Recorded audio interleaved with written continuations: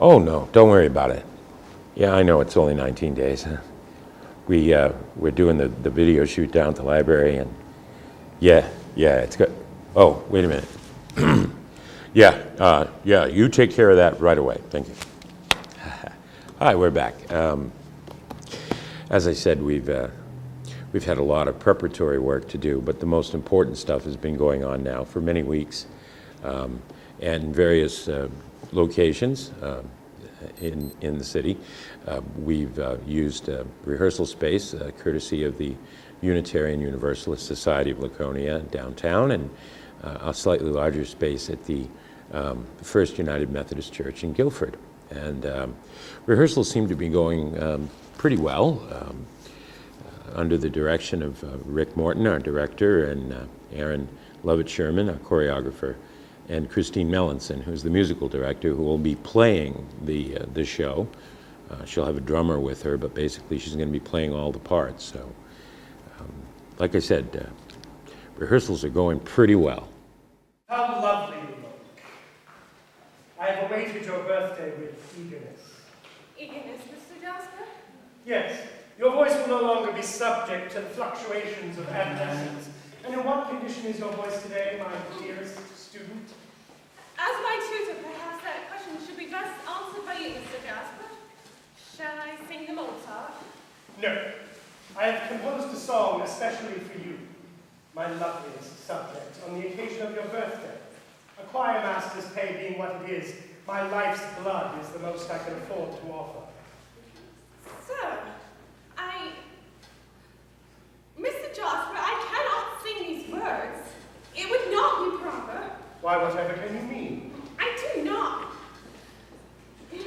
I am not worthy of it. As your music master, that is for me to decide. From the beginning, please.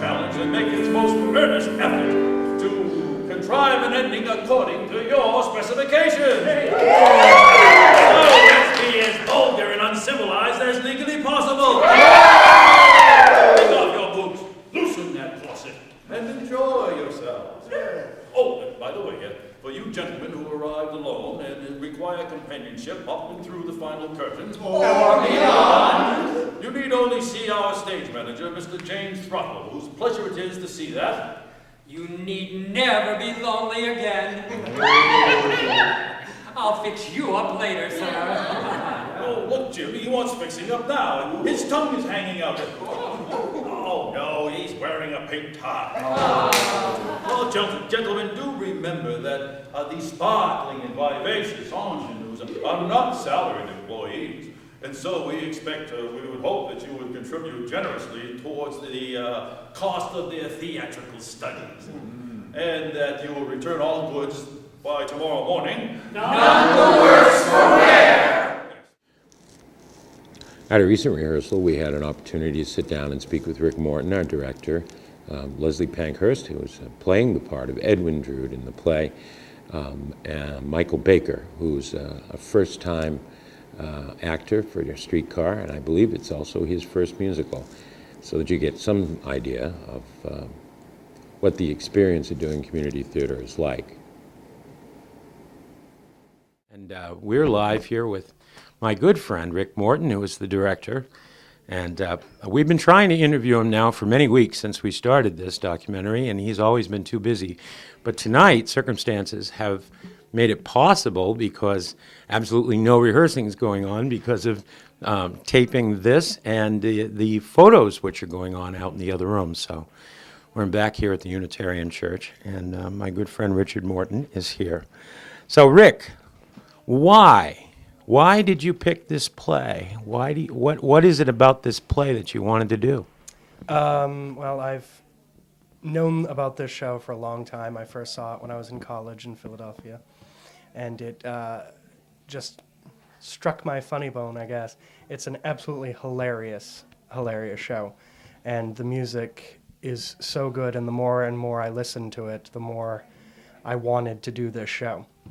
And I thought it was something very different for Streetcar to do.